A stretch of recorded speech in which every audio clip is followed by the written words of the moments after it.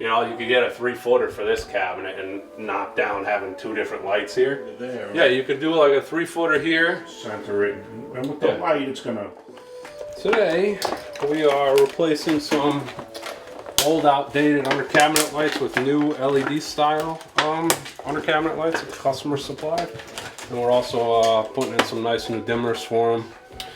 He picked these ones up as well, very similar to something we would supply.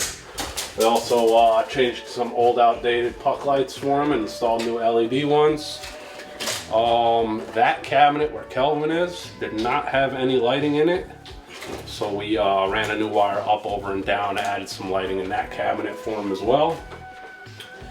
And yeah, we have, a couple dimmers to change, under cabinet lights, puck lights. It pretty much sums up a couple of random things outside we have to do and plug in the basement. But that's pretty much it here.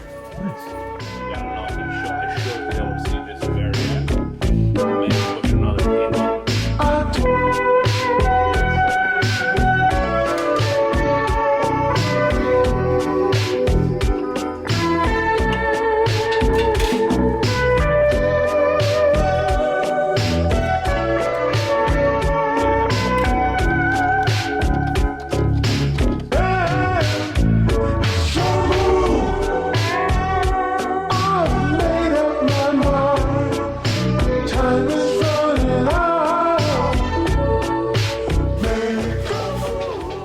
Yeah, before, if you have a after or a before picture, it was real spotty. Yeah.